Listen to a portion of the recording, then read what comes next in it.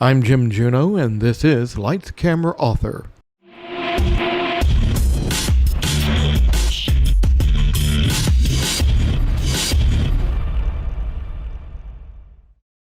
Winter has come to North Carolina, and with it a drop in crime.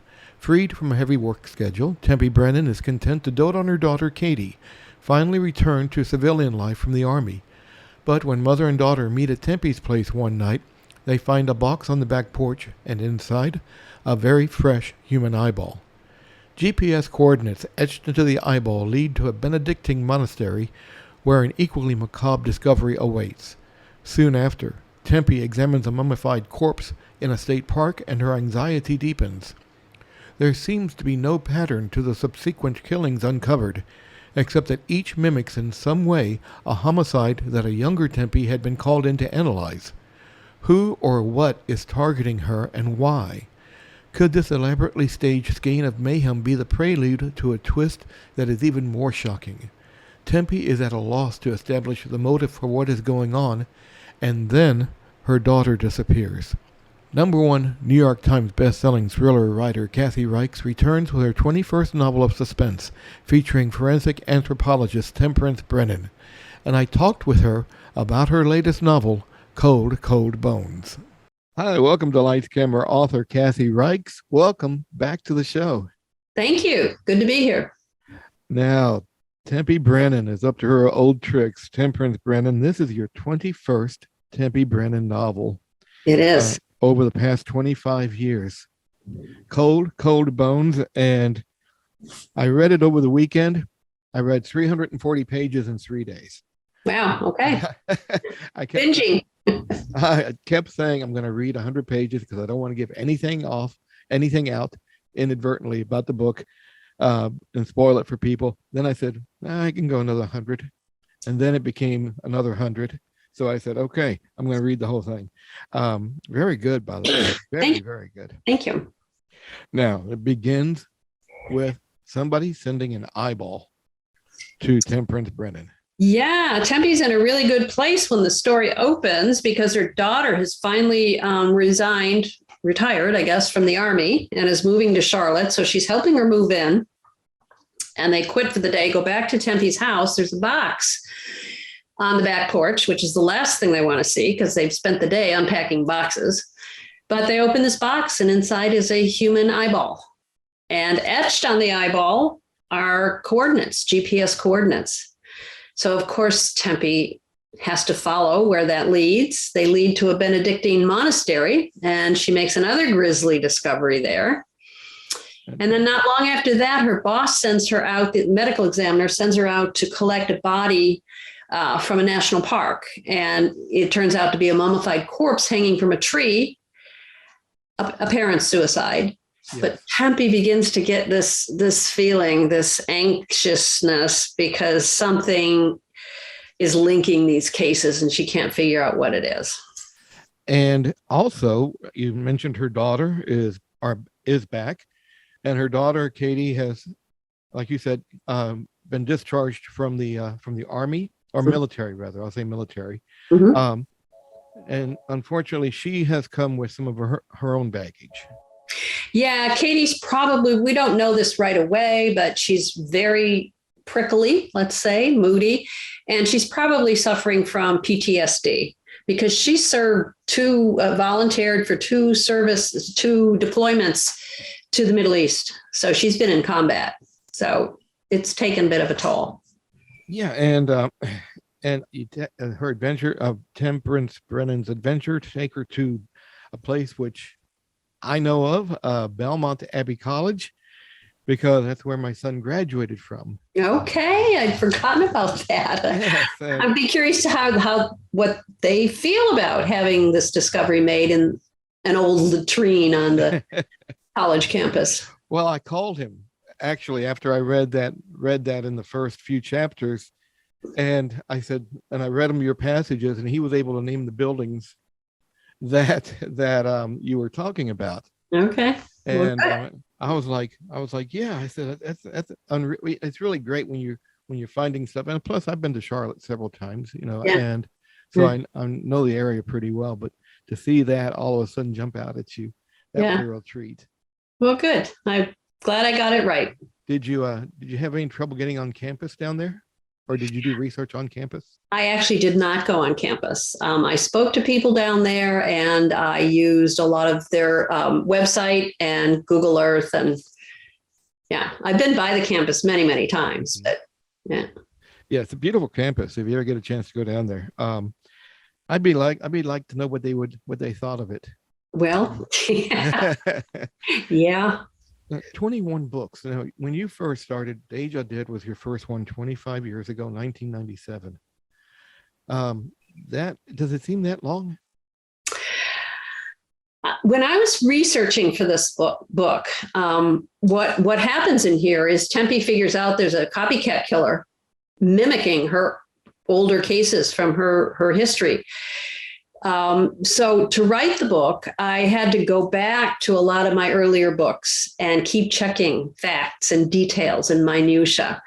So yes, it felt like a very long time ago. I'm trying to remember details in Deja Dead or some of those early books. And if you get anything wrong, thriller readers are very astute and they will point it out. If the guy's eyes were brown, in book number 2, they better still be brown in book number 22. So I spent a lot of time going back, and it did seem like a long time ago that I wrote those early ones. I imagine the changes in the field was something striking also. Yeah, of course, the biggest is the emergence of DNA. Anthropology itself hasn't changed that much. Our methodologies, our tools haven't changed terribly much. Our databases are much better. We're much more sophisticated at being able to take measurements and do statistical analyses and that sort of thing. But the big gorilla in forensic science is DNA. And we now, of course, sample everything and store it. You can't use DNA in a vacuum. If you've got a completely unknown set of remains, you can extract DNA, but what do you compare it to? So what I will do, what Tempe does in those cases, is write up a biological profile and give the investigating officer the age, the racial background, the sex, the height, any medical peculiarities. He or she can then match that to a missing persons list and see if they've got a possible. We think it could be John Doe. Then you can go get John Doe's family's DNA, or you can go get John Doe's dental records. Now, another big change has been the internet. I mean, I remember reading Deja Dead and Monday Morning, and that was I guess you call the genesis of the internet, the dark ages. Nowadays, like Tempe calls up her friend out in is it Los Angeles, LAPD? Yeah. And I'm trying to recall all the little. Yeah, I forgot about that. Yeah. Well, that's the other thing that didn't exist back then. I don't think were cell phones. Right. Which actually is kind of a blessing to a mystery writer, because if someone can automatically pick up their cell phone and Google a location or whatever, it makes it harder to create mysteries, to create how do I explain this? Well, it's easy to explain. You get on your phone and, you Google it. So, or to connect with other people. It's so easy now. Whereas back then you'd have to find a payphone or, yeah. But then now also, she has her own cell phone problems in this new book. I'm not going to give away anything. That's all I'm going to say. Yeah, she does. She does. She does have issues with her cell phone. Yes. And, but also, and I'm not giving anything away that isn't on Amazon here, her daughter disappears. Yeah, eventually Katie disappears and things really get tense. And helping her with this investigation is one of my favorite characters is Skinny Slidell, Erskine, Skinny Slidell. He's retired. Both he is retired and Ryan up in Montreal have retired. They've gone into partnership in a private a PI firm, but Skinny can't quite cut the ties with the Charlotte Mecklenburg Police Department. So he still works in their cold case unit. So he is reluctantly drawn into this investigation because as the story progresses, one of the victims might be one of his cold case victims. So Skinny's the one working with her in this. Right. He was actually, I mean, he's actually almost in every chapter. And He's a great character, I think. He's with his gallows humor and his hard guy, crusty, grumpy face thing. he doesn't come from Charlotte, does he? From where? Charlotte. Oh gosh. See, now that's something I would have to go back and find the book when I introduce the character and see where he's from. I think he doesn't strike like a Charlotte personality. Okay. He's a Southern boy though, I think. So. Okay. Now we got, again, you said like Andrew Ryan makes an appearance, which is always fun to see. Yeah. He's now a PI. Yeah. He's out of town. The book is set in, of course, Cold Bones. It's set in the dead of winter. Yes. Late January, early February. Yes. And of course, you say, I mean, he's out in the tropics. Yes, because he's pursuing a private case involving a sailboat down in the Caribbean in the islands. So while she's freezing to death in Charlotte, there's actually a blizzard which shuts down the city here, as you know, in the Carolinas. If you even mention the S word, the snow word, the whole town, goes crazy. So that's going on in Charlotte while he's down getting his Canadian skin sunburned down in the islands. Out of all the characters, I mean, you have your four main characters with Tempe and Katie and Andrew and Skinny. Right. Do you have a favorite? Well, as I said, I really like Skinny. Yeah, I mean, not as a romantic interest, of course, but I do like him. It's fun to write dialogue for Skinny. This particular book, you had to really deep dive into your past and into you've already answered one of my questions I had scheduled here. You deep dive into Tempe's past. Did you find anything in the past that you had forgotten about that surprised you? In one of the earlier books, probably, I can't think of it right now, but I'm sure there were things that my assistant helped me with this a lot. I'd say find the book in which he reconnects with his daughter or whatever. How old was she? I don't remember. Was she 17? Was she 23? Was she? So yeah, we did a lot of digging, and I'm sure we found things that I'd totally forgotten about. What do you got going on now? I mean, you just came back from Ireland, I believe. I just spent 2 weeks in Ireland with my 3 kids and my 6 grandkids. We had a magical trip. We did, and finding my roots, I'm from Limerick. We're Limerick people. And I was able to trace the actual little town where my great-great-great-grandmother and grandfather were born and got married and died. It's now a population of 520, this tiny little place in County Limerick. Yeah, so we did a lot of just traveling around. The boys, 2 of the boys are 12. They wanted to stay in castles. I think they had this vision of, knights with longbows or something. But anyway, we stayed at some castles that are now hotels, and we went fishing and we rode horses, and what else? We learned to make scones, and they learned Irish dancing, and just so many different things. We had a great trip. Really? You learned Irish dancing too? I had to take Irish dancing when I was a kid. So if I had to go through that, I figured my grandkids have to go through that. So let's see. So you're from Limerick in Ireland. And you're known all over the world for your books. 20, not just 21 bestsellers with the Tempe Brennan series, but you also have a couple of other series, which have been bestsellers around the world. Do people know you when you go on the road like that? They know. One of the nice things I think about being an author is I have name recognition, but not that much face recognition. People, they glance at your photo on the back of a book and it looks nothing like you because it's professionally done and you have makeup and you look great, and then they see you in the flesh. And so there's not a lot of facial recognition, but a lot of many of the people that we interacted with, our tour guides and the guy that took us fishing and the guy that took us on a carriage ride. And they knew the books. Yeah, absolutely. Name recognition.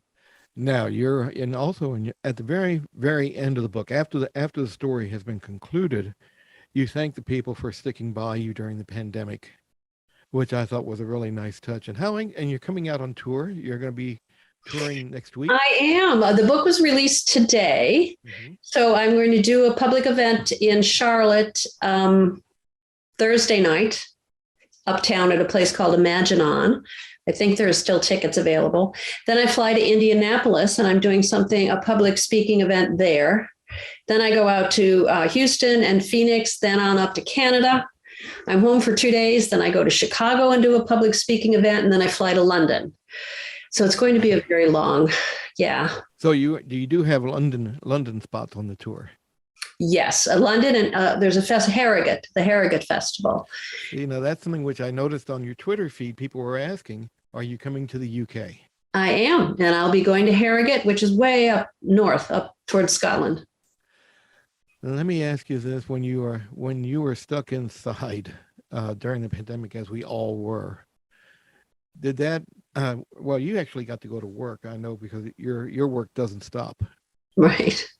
But did you find was it harder to write being shut in like that, or? I have to admit that I didn't suffer all that much because we were COVIDed in with my 2 daughters and my 4 grandkids at our beach house. Oh. So we just hung, it was like a kibbutz. We hung out together and we walked on the beach and we ordered food with DoorDash and I was able to write. So it was, I feel guilty that it wasn't as bad as for many people. Are you, and of course you got vaccinated right away? And boosted. Boosted. And I had COVID. I got COVID anyway, so I think you had COVID. Oh my! Yeah, I had COVID like after the first booster, but before the second booster, back in January. I think it was like a cold for me. It wasn't terrible, and it's an interesting decision that writers have to make now, or at least when I was writing The Bone Code, is do you include the pandemic, or do you just ignore it, or do you make it a part of your story? And what I did is I give passing reference to it, that I acknowledge that it took place, but it really doesn't function much in the story. Being that novelists often write about what they experience, are we to expect perhaps Tempe going to Ireland? Maybe. We'll see. I went with my daughter and 2 of my grandsons in February, March, I don't know when it was, to the Turks and Caicos Islands. And that's my favorite island group in the Caribbean. So the book that I'm writing now, it's called The Bone Hacker. And it starts out in Montreal and it then moves to the Turks and Caicos Islands. Oh, so another Tempe it is book. Yeah, it is the last book on the current contract. So I have to decide what I'm going to do about that. So we have The Bone Hacker, which I'm going to guess is going to come out next summer. Yes. And that August 1st. August 1st. Okay, a little bit later than this one. Yes. So, and I'm just wondering again now, since writers write about what they experience, can we see Tempe or Katie or somebody get COVID? Not a major case, but we will be, when that comes out in the summer of 2023, we will be 3 years post-pandemic? Mm-hmm. I don't know that I would bring that in. They'll have monkeypox. I hope not, given the possible means of spread of monkeypox. But I was going to ask you, I'm not committing to anything, but you mentioned we'll have to see what happens after the next book. Do you ever think you're going to get to a point where you want to retire, Tempe Brennan? Maybe. It's not a no. Okay. It's not a no. I mean, there will be a point where I do retire, or it's just a question of when that will happen. I know, but you're still having fun writing, I can tell. I am. I'm way behind right now because I took 2 weeks off to go to Ireland, and then I'm back 3 days, and then I'm off on a month-long tour. So once I get back from the tour, which is like July 30th or something, I really have to hammer down, and I'll probably go to the beach house and just hunker in there and work on it. Yeah, I was going to ask you about that. Now you have, of course, your dual citizenship between Canada and the United States. No, I don't. I've never had Canadian. Oh, No. you never had it? Oh, why did I think you did? I was there a lot. You worked up there, didn't you? I mean, it's like, Yeah. Oh, for decades. Yeah. yeah. That's why I assumed, and I shouldn't assume, but I assumed you had Canadian citizenship. No. Amazing. Okay. Well, let me ask you one more question here. I don't want to keep you all afternoon, but I'm having fun talking to you here. When Tempe, how much what we read is Tempe, and how much what we read is Kathy Reichs? Oh, it's a mix, really. I mean, she's her own person. She's got parts of me, obviously. She's very focused. She's very devoted to her work. She's very committed to getting justice for the dead. She's very committed to getting answers to families who are missing loved ones. She can be a bit snarky. She has a very cutting sense of humor. She's very sarcastic. I think she gets that from me also. My friends tell me that when they read the book, they can just hear me saying the things that she is saying. But she's also different in many ways. She's a non-drinker, for one thing, in the books, not in the TV show. And the TV Tempe is different from the book Tempe, too. That's another thing I was going to ask you. So many manifestations of her. Now, I'm gonna remember one line from Cold Cold Bones. It doesn't have anything to do with the plot. Maybe it does. Real minor line. Tempe is a recovering alcoholic, and somebody mentions something in the book about that, and it strikes her the wrong way, but she understands why they said that, and of course, I mean, you don't. I mean, well, no, she doesn't drink, but you do. That's correct. That's correct. So, is it? I just wanted the character to have a flaw, that's something she's dealing with. She's not perfect. So, and it also, I thought when I did that with the character in the first book, it would lend itself to situations where she falls off the wagon, and in one book she does. Yeah. So I tell you what, my favorite one so far, besides this one, brown nosing a little bit here, Fatal Voyage. I mean, Fatal Voyage. I see people. I have little nicknames for all the books. There's the biker book, and there's the serial killer book, and there's the human trafficking. Anyway, I call Fatal Voyage the air crash book, and I'm always astounded when I see people reading it in airports or on airplanes. Like, okay, it's not one I would read before going on an airplane, but right, like reading Titanic before you go on a cruise. Exactly, or on a cruise. On a cruise, yeah. You still a White Sox fan? Yeah. Okay. Yeah, my son's a Cubs fan, but I guess I got to go with the White Sox. Well, the Cubs are the old Cubs now.